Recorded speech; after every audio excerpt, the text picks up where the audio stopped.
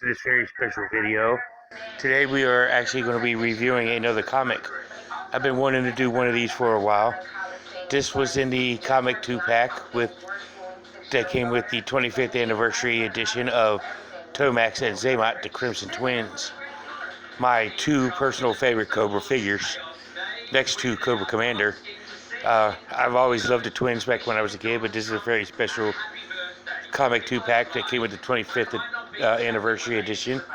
I reviewed the Twins about 2 years ago, which I might have to do another updated video on Tomax and Xamot, which I wouldn't mind doing because I love the Twins so much. You know, both of the videos I did were kind of crappy, but so I'm going to redo the Twins here later on. Probably as a special Christmas edition, or I might just do it for my birthday. I don't know yet. As a special birthday present to myself of reviewing the Twins. But let's take a look at the special comic that they were packaged with. And it's called issue 36 and a half, A Bad Day at the Circus. As you can see, it's nice artwork. As you can see, you got some Joes splattered on the ground, Flint, Scarlet, Snake Eyes, Roadblock, and the Twins are standing up over top of them. So let's take a look at the comic. You know, and as you can see right there, it gives a brief summary of the comic, and we're just talking about how Major Blood and the Baroness are in Springfield, have a plot to eliminate Cobra Commander, and Destro reluctantly goes along with the plan, and then use a child assassin, and they learn that the identity is Billy, the son of Cobra Commander, and the G.I. Joe team celebrate the honor of the new pit with Ripcord, Blowtorch, and Injured Spirit, and have an encounter with Cobra Operative, the one that Spirit killed on a mission just a week before, in pursuit of the imposter and his Cobra cohorts. The team borrow a van of Bongo the Balloon Bear, candy to her friends, and Cobra troopers escape, but Ripcord returns the van and promises Bongo that his team will repay the favor. And Tomax, and it just says here, and now Cobra's terrible twosome twins, Tomax and Xamot, report for their first mission. And as we can see on the first page, it starts off with the Crimson Twins talking with Cobra Commander Destro and Zartan. You know, in this is in the Cobra Temple here at Springfield. Sorry for the glare, y'all. These are glossy pages. There's a better look at that page. You know, and they're reporting in for duty. And then we flip over to the next page, where we see the Twins are talking to Cobra Commander still in the top panel. You know, and they go on down to where the legions are there, the officers and the troopers are there. And then the Twins go in and talk to Major Blood and Destro. I mean, the Major Blood and the Baroness. I apologize. And they're talking about how the Major Blood comments about how the Twins are the apples of Cobra Commander's eye. And but there's a hierarchy, and talking about a pecking order in the Cobra regime. Then on the next page, the Twins are confronted by Storm Shadow, and then as they leave, they hop on the Cobra Ferret as they leave Town Hall, Springfield Town Hall. You know, and then we switch to the next page, and they're confronted by our favorite grape soda and chocolate donut eating and loving motorcycle gang, Buzzer, Ripper, and Torch of the Dreadnoughts. And the Twins look disgusted at, wind up looking disgusted at the Dreadnoughts, you know, and how they just disgust them.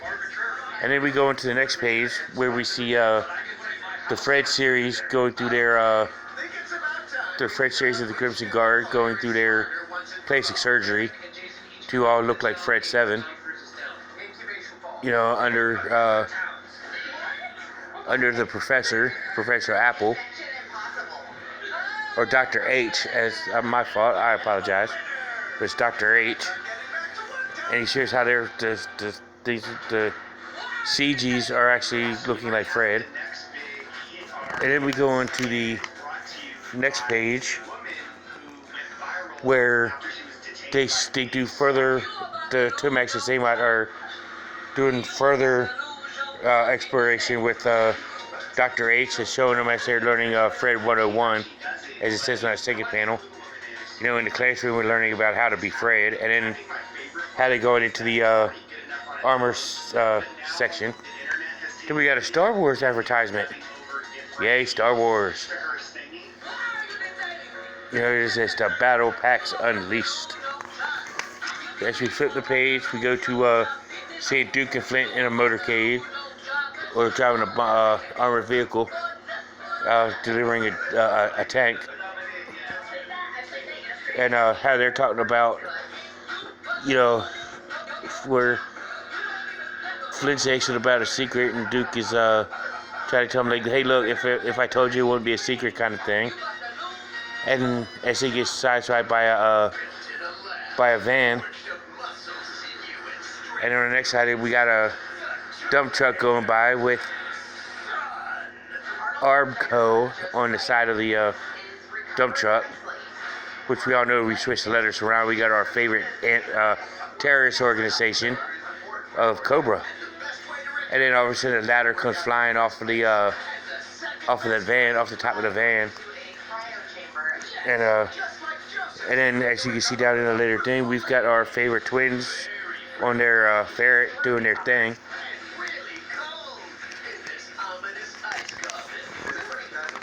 And the twins actually wind up catching the ladder, which actually I think is pretty cool, as they're riding their ferret. And Duke and Flint actually recognize who the twins, but they don't realize who they are yet. And then they go into a flashback as they show Duke and Roadblock, you know, fighting off the French boys that are protect, which actually are the Crimson Twins. And then in the next page, is continuing the high-speed chase between Duke and Roadblock and the twins, and they wind up going into a abandoned factory and fighting throughout the abandoned factory. There's Roadblock with Ma Deuce. He's swinging Ma Deuce like Ma Deuce was nothing. You know, he's going to that chase, and then Roadblock winds up falling off starts to fall in the vehicle, but Duke catches him. And they see the twins get away, doing a little special stunt on the two wheels, doing a side wheelie on the cable wire, getting away. And they wind up getting away from them. And then we shoot where at a national security garage. And inside we got regular security guards, and then our boy Gung Ho and Blowtorch are there. You know, and they're talking about why they had to keep this factory secure. And then, you know, and then still talking about the why keeping this place secure. And then all of a sudden, a explosion. And then here we got Recondo, Roadblock, and everybody else riding around. And then we see, I think that might be Ripcord, and that might be Candy, or a Fred. Actually, I think that's a Fred. And then riding down the road, there's a van full of Freds, and the kids see it and recognize it. That hey, Dad, they all look like you. And I think this Fred actually knows what's going on. And then we see Ripcord and Bongo the bear, or Candy. And then here we go at Candy's house, Candy's family's house. And we find out that Professor Apple, as you can see, there's a Cobra uniform there. And then we flip the page and we got an advertisement for Snake Eyes Den of the vintage 1983, I think it's the 83 swivel arm battle grip of Snake Eyes. And on the other side is the modern updated version of Snake Eyes, which I just recently got that version of Snake Eyes, so I'll be reviewing him in 2021. So look for this review of Snake Eyes. Then we go back to our story with the twins on their little four-wheeler ride and introducing themselves into the circus the very next night. And the twins show their special trick without letting them know about the trick, where Tomax can actually see through his brother Xamot's eyes while he's blindfolded riding the Cobra Ferret. And the fans are like, in an astonishment of watching. Fans are actually thinking, the crowd's actually thinking they're going to crash right into him. But actually, it turns out that they don't. And how amazing it is. And here we see Doc and Cutter right there in the crowd. Then that's the end of the comic, and here we are with the advertisement with the PSA. Oh no, they broke the window. In the first panel, they broke the window. So they're just going to boy's just going to run away. So Duke's like, oh no, you can't run away, Timmy. And Timmy's like, well, why can't I? Hey Duke, well, it's the leader of the G.I. Joe team. And he's like, you can't run away, Timmy. We've got the new 3 3/4-inch G.I. Joe 25th anniversary action figures out. With state-of-the-art articulation and incredible detail. And you can collect your favorite characters of the 80s and 90s and celebrate 25 years of G.I. Joe versus Cobra action. And Timmy's really happy to get the G.I. Joe figure while Duke's playing with the baseball. And of course, and now I know, and knowing it's after battle, and the Dreadnoughts are looking mad. But that was the comic of A Bad Day at the Circus at 36.5.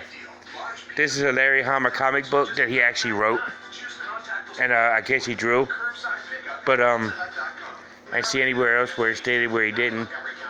But that was A Bad Day at the Circus, and a special review. I hope you all enjoyed it. I'll try to do another one of these really, really soon. Sooner than I was since the last time. It's been about a year since I did one. But I hope you all enjoyed this. And this special comic book review. So be looking forward to next week's video on Windmill. See y'all next week. And now you know, and knowing is half the battle. Love y'all. See y'all in the next one.